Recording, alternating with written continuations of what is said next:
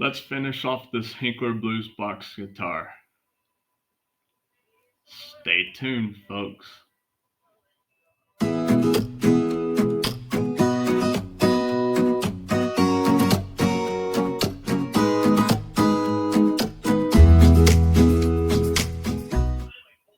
All right, it's Saturday. I've got caffeine.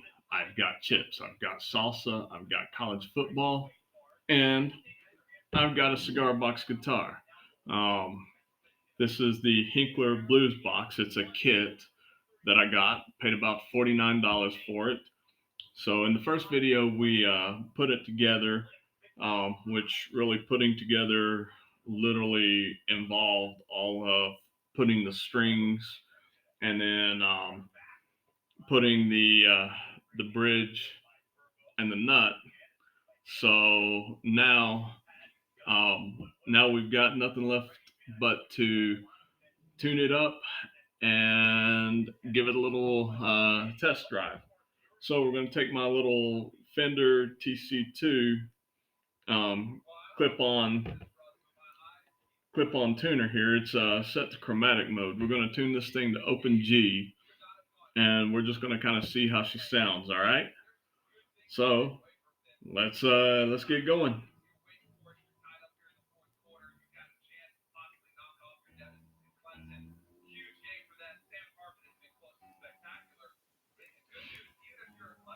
So we're going to tune this first string to G. Looks like it's pretty good.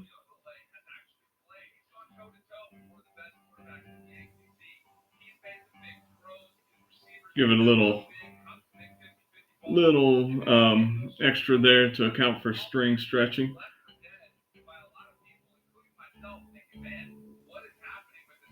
The middle string we're going to tune to D.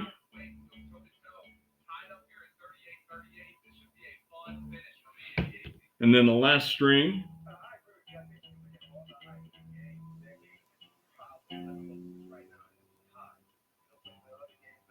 we're going to go to G.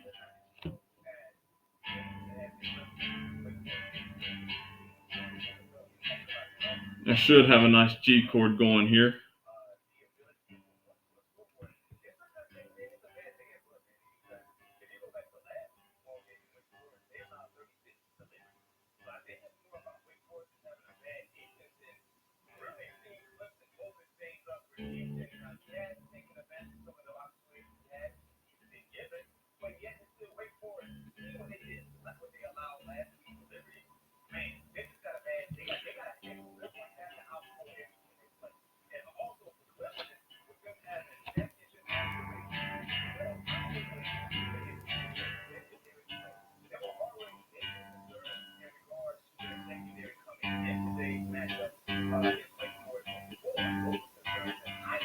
So it's definitely got a nice bass to it.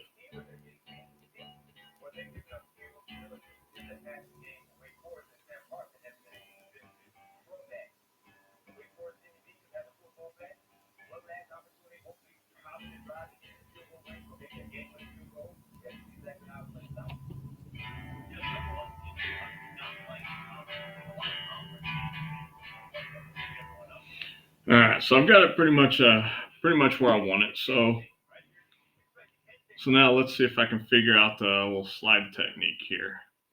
3, 5, 7.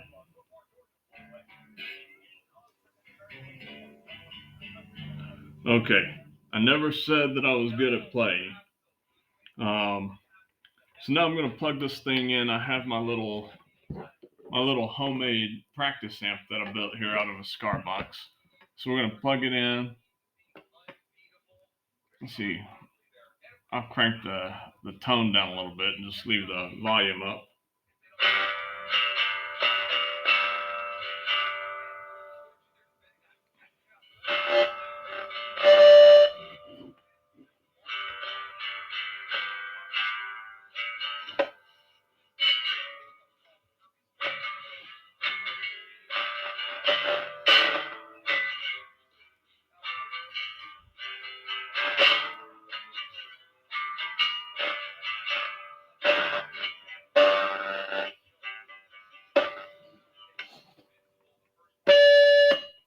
Yep, nope. Make sure that's nice and clean. Turn that tone down a little bit more.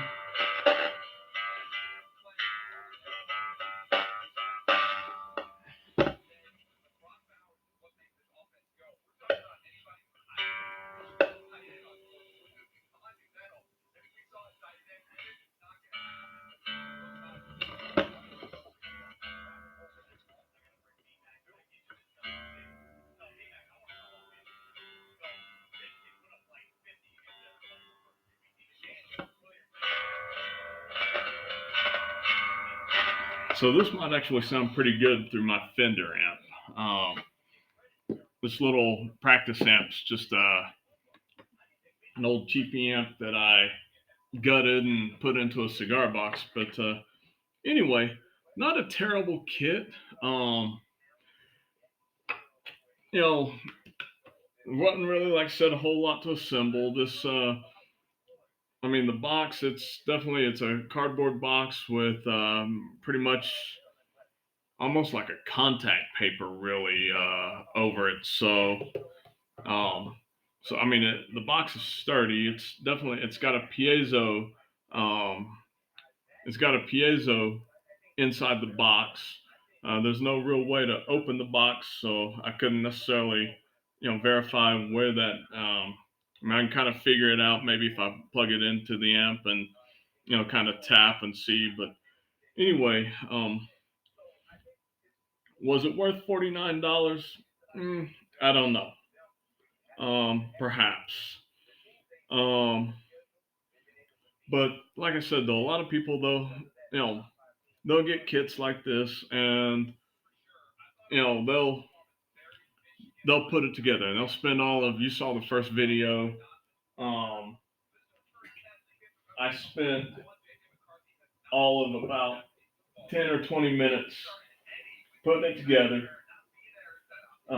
which like I said, was a whole put the strings on, insert the nut in the bridge. You know, maybe would have spent a little bit more time if I put those string ferrules in, but whatever. I didn't do that, but a lot of people they'll get kits like this and they'll put it together and they'll say, "Oh, homemade," and then they want to charge, they want to, sell that thing for 150, $200, right? For 20 minutes of their time and not even $50 out of pocket. And really, I mean, I didn't even use any tools other than my little, you know, string nippers here and my tuner. But but yeah, so now something like that, I don't know. It might be a great kit to get. It's not fretted. It's definitely designed, for the slide. Um, I'm not much of a slide player. I personally prefer fretted stuff myself. But anyway, if you are going to invest in a kit, I would recommend, honestly, going to MGB or even CB Giddy. Uh, Spend a little bit more money and get something that you've got to put a little bit more time into. Um, especially, especially if you're, um, well, yeah, just get something that you got to put a little bit more time into. I think you'll get a lot more satisfaction out of actually building the thing. And then, if you are looking down the road, maybe at building and selling, because a lot of people do. A lot of people like me build them just because it's a hobby. It's fun to do. Um, I'm terrible at playing, but love to build, love to be creative with my hands. But if you are thinking about building and selling, some things that you need to keep in mind is how much money wise are you investing? Even with a kit, um, you're going to have to pay for the cost of parts, right?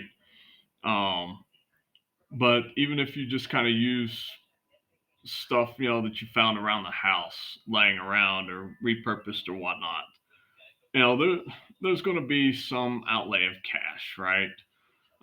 Maybe you found an old box when you were cleaning out an attic or a basement or something. Sure, and like I said, maybe in another video, like I said, you maybe remodeled, did something. Now you've got an old, um,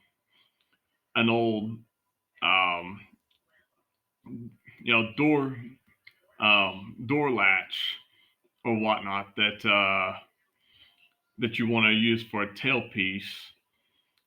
Maybe you've got some scrap wood lying around that you make a neck out of. So, I mean, maybe you don't necessarily invest a lot of cash, but then you're going to get some glue, you're going to get some other materials, you're going to burn through some sandpaper and things of that nature. So, you got to kind of think about your parts and materials. Then you got to consider how much is your time worth. Now, I mean, federal minimum wage is, like 7.50 an hour or something right now. I don't even know. It's been so long since I've actually had to deal with minimum wage. I've been a salaried employee since about the middle of 2006. So, first world problems, right? But yeah, so you want to, you think, okay, well, minimum wage is 7.50 an hour, or maybe you live in a state that's got a higher minimum wage, like $9 an hour or something like that, right? Or even 15 an hour. How much is your time worth? Is it worth just minimum wage? Um, that's certainly debatable. It's certainly in the eye of the beholder, but you kind of got to balance it out because maybe you're going to go to a craft show or put it on marketplace or something like that, right? And people are going to, if you set that price too high, people are going to think, well, yeah, but this is just an instrument made out of like some scrap parts or whatever. It's not like it's a Fender or a Gibson, and you're right, and they would be right. um but you've got some guys out there who they can command three, four, $500, especially if they've got like electronics in it and all that good stuff, and their skills in terms of, because like some people they build their own necks, right? I mean, they get that 1x2 from Lowe's, and they get that half inch and they cut it down and make that scarf joint, and they get files and rasps and routers and all that good stuff, and they really put some work into it. Those ukulele kits that I built, like I said, if you do nothing other than attach the bridge and the neck and the tuners, and put the strings on, those things can be built in an hour to an hour and a half. Um, But if you get into like finishing and painting and staining and all that good stuff, that takes some skill, and that skill comes with practice. So those are just, like I said, some things to think about. You know, but if you are going to sell something like if I were to sell that little kit, so, I mean, so I sold it for, or I bought it for $49. You know, I really realistically couldn't get. As a matter of fact, to be honest, I think it would depreciate in value because now it's used rather than, oh, I put it together and tuned it up and everything.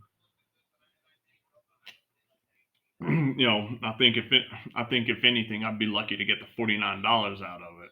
Really, I'd probably be better off throwing it out in the front yard, with a garage sale or yard sale or whatever, and putting $5 on it, and somebody, I'll probably have better luck that way. But those ukulele kits, again, a little bit different.